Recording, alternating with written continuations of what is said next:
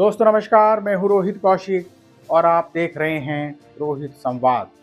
दोस्तों, health insurance कंपनियों और बड़े अस्पतालों के बीच चल रहा विवाद थम नहीं रहा है। इस विवाद के कारण बीमा धारक परेशान हैं। ऐसे लोग जिन्होंने अभी हेल्थ इंश्योरेंस नहीं लिया है और वे काफ़ी दिनों से यह सोच रहे थे कि वे हेल्थ इंश्योरेंस लेंगे, वे भी इस विवाद के कारण असमंजस में हैं। सवाल यह है कि इस मुद्दे पर सरकार क्या कर रही है? बीमा धारकों की क्या गलती है?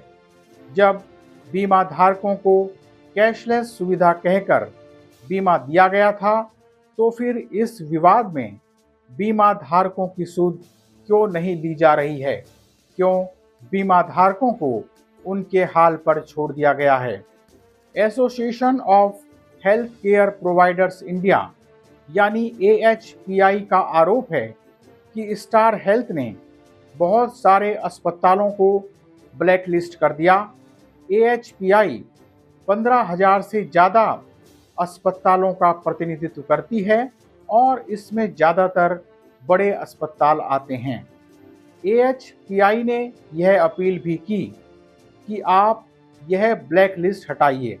यानी AHPI ने स्टार हेल्थ से कहा कि आप यह ब्लैक लिस्ट हटाइए, हमारे अस्पतालों में जो रोगी आ रहे हैं उनको आप कैशलेस सुविधा दीजिए। स्टार हेल्थ का आरोप था कि ये अस्पताल फर्जी बिल लगा रहे हैं और रोगियों को ऐसी दवाइयाँ दे रहे हैं जिनकी कोई ज़रूरत नहीं है।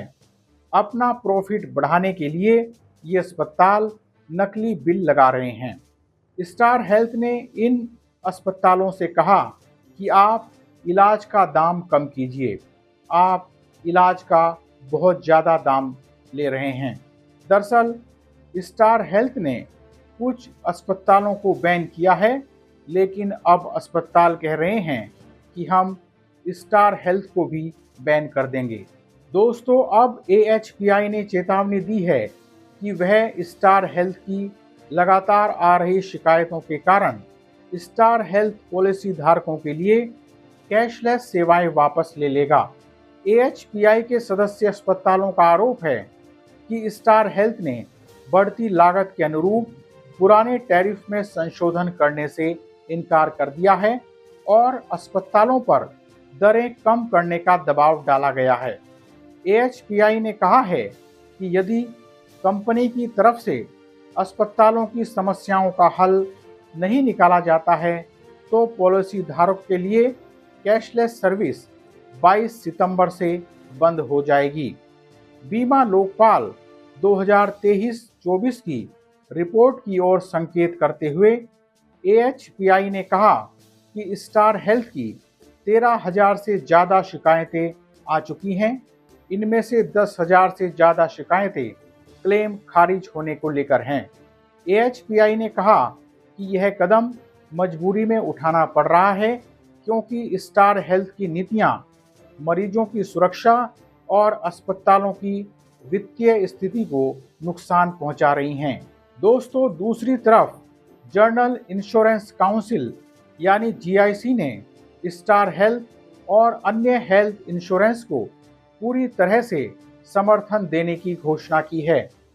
GIC ने अपने बयान में कहा कि AHPI का यह कदम न सिर्फ पॉलिसी धारकों के हितों को नुकसान पहुंचाता है, बल्कि पूरे हेल्थ इंश्योरेंस सिस्टम में लोगों के भरोसे को भी कमजोर करता है। काउंसिल ने कहा कि टैरिफ नेगोशिएशन और बिलिंग प्रथाएं स्वास्थ्य बीमा और अस्पतालों के बीच आम व्यावसायिक प्रक्रियाएं हैं।